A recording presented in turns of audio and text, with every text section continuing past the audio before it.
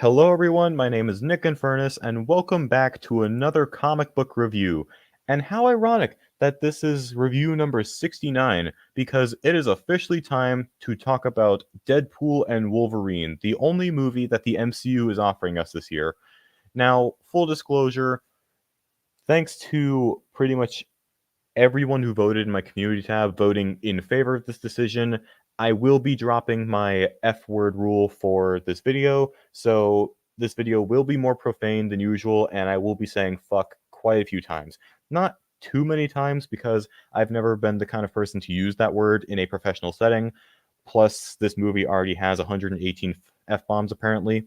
So you don't need too many more from me, but you know what? It's Deadpool, so fuck it. Let's have some fun. So I'd argue that one of the biggest things that this movie has in its favor is the R rating. Since it is a Deadpool movie, it obviously wouldn't feel the same if it was just a PG-13 movie, so they slapped it with the R rating, excuse me, and as such, they are allowed to be just as visceral, just as brutal, just as bloody, while also being just as crass and vulgar as Deadpool usually is. And this mainly comes into effect with the action and the humor. The action, of course, has fantastic choreography. The fight scenes are very fun to watch, but they're also very bloody, not to the point where it's, overdone, but there's just enough to where you can tell just how brutal the situation is. And it especially helps when we have two characters like Deadpool and Wolverine, who are both visceral fighters and have this amazing regenerative healing factor. So the fact that they let the two of them fight on two separate occasions in two separate settings, it's a real treat for the audience because those are probably some of the best fights in the entire movie, aside from the opening scene, which, if you know, you know. And of course, with the humor, they do all the vulgar and crass jokes that Deadpool usually makes. Like, there's a joke about pegging in this movie, which, again, if you know, you know.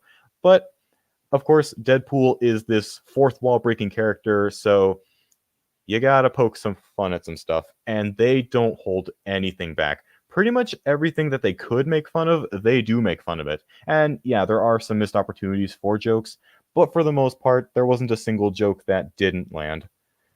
At least from what I can remember from the first viewing. I actually saw this movie twice because I saw the first one alone. I saw it alone the first time, that's what I meant. But it pokes fun at everything. Studios, Kevin Feige, even poking fun at the woke mob or the anti-woke movement. But really, the concept of comedy is all about, telling jokes that push boundaries, and this movie does that to a T.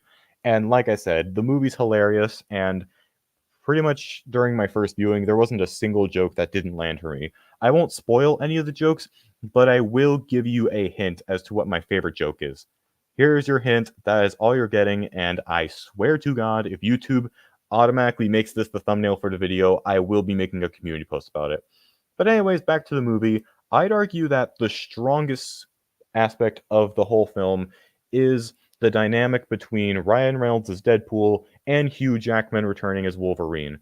They have excellent chemistry with each other on screen, where Deadpool provides a lot of the jokes, whereas Wolverine is there, both to provide a lot of the heart of the movie while also keeping Deadpool grounded.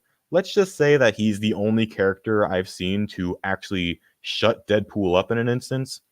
But at the same time, the movie is also able to give both characters their own different arcs and pay them off in different ways. Where Wade, following Deadpool 2, wants to do something that actually matters wants to do something in his life that actually matters. Whereas with Logan, we have a variant of the character, since the main one in the Fox universe, or Universe 10005 as they call it, died in Logan. So of course they have to bring in a variant. This particular variant of Logan has had failed his fellow X-Men and wears the suit as a reminder of who they were and who he wants to be, and they're able to give him his own redemptive arc in a way. And it's really where a lot of the heart of the movie comes from, was you know Wolverine's arc of little redemptive arc, his arc of redemption. And of course, this is kind of like the No Way Home of the Fox Marvel era, where Of course, you get the cameos from all the different Fox movies while also kind of acting as a send off for that era. And it's a really nice send off as well. They're able to get at least one cameo from each corner the of the Fox Marvel universe. Again, I won't spoil any of those, but what I will say is that I found out recently that we could have gotten Nicolas Cage's Ghost Rider in the movie, and man, I don't know how to feel about that missed opportunity, but it is a really nice send off to that pretty spotty era of film. Now, when it comes to negatives, I'll be completely honest, I don't really have that many.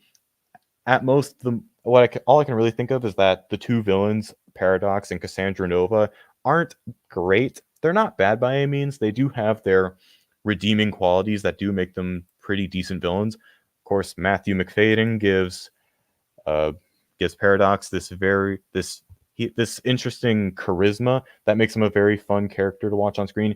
He's a very charismatic villain, is what I meant to say. And Emma Corrin does do that with Cassandra Nova as well. She is also kind of a charismatic villain in her own way, pretty different from what McFadden does with Paradox. But what really sets her apart is the way she enters people's minds. It's very interesting to look at, while also having the ability to make your skin crawl. If you see the movie, then yeah, you'll know what I mean. But besides that, there's not really a lot to them character-wise.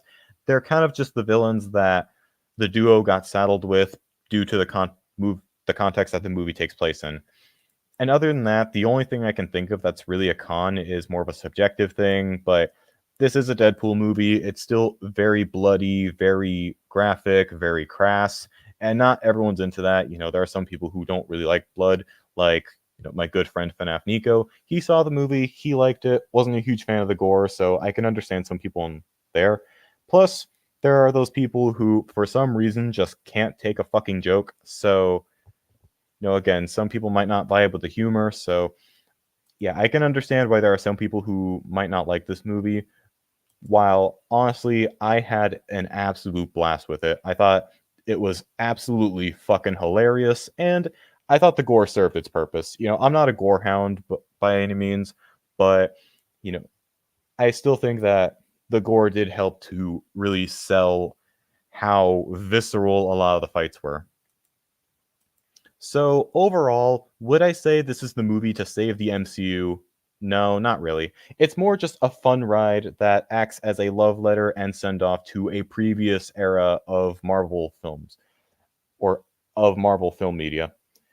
But while it might not be the kind of movie that can bring the MCU back from a shaky fourth phase and a shaky start to phase 5, it is still worthy of a perfect score. It is loads of fun, it's hilarious, it's brutal, and it gives two great arcs to two great characters while doing justice to an entire era of film. So, by all means, go see it before its theatrical run ends.